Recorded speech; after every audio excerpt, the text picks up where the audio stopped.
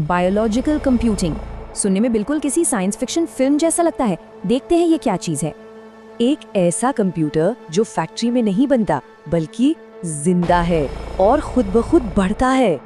और ये कोई कोरी कल्पना नहीं, ये एक असली फील्ड है जिसे सिंथेटिक बायोलॉजी कहते हैं। तो सवाल ये है कि ये जिंदा कंप्यूटर आखिर काम कैसे करते हैं। शुरुआत होती है इनके कोड से।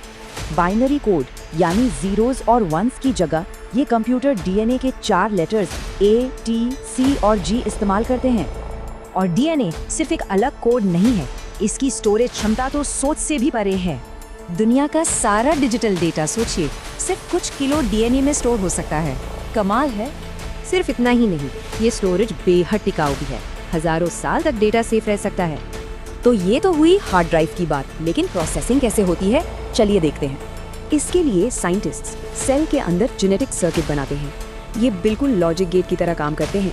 प्रोसेस बड़ा सिंपल है, इनपुट मतलब कोई सिग्नल, फिर प्रोसेसिंग और फिर एक आउटपुट। और सबसे मजेदार बात यह है कि इन सर्किट से सेल में एक तरह की मेमोरी भी डाली जा सकती है। कुछ एंजाइम्स डीएनए के हिस्सों को फ्लिप कर देते हैं, बिल्कुल एक डिजिटल स्विच की तरह। इससे सेल को याद रहता है। लेकिन सवाल उठता है कि इतनी मेहनत क्यों? हम सीधे सिलिकॉन का इस्तेमाल क्यों नहीं कर लेते? क्योंकि बायोलॉजिकल कंप्यूटर के पास कुछ ऐसे एडवांटेज हैं जो किसी और के पास नहीं हो सकते। पहला, इन्हें बनाने के लिए कोई फैक्ट्री नहीं चाहिए, ये बस खुद ब खुद बढ़ते जाते हैं। दूसरा, खरबों की संख्या में ये एक साथ काम कर सकते हैं। सोचिए कितनी जबरदस्त पावर होगी। और तीसरा, ये हमारे शरीर के अंदर भी काम कर सकते हैं, जहां इलेक्ट्रॉनिक्स का पहुंचना नामुमकिन है।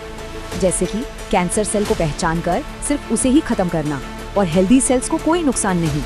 तो क्या इसका ये मतलब है कि हमारे आने वाले लैपटॉप्स बैक्टीरिया के बने होंगे?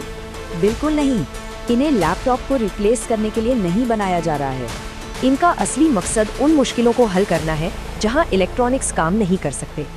तो सोचने वाली बात यह है कि हम ऐसे कंप्यूटरों से कौन कौन सी समस्याएं सुलझा सकते हैं जो जीते और सांस लेते हैं।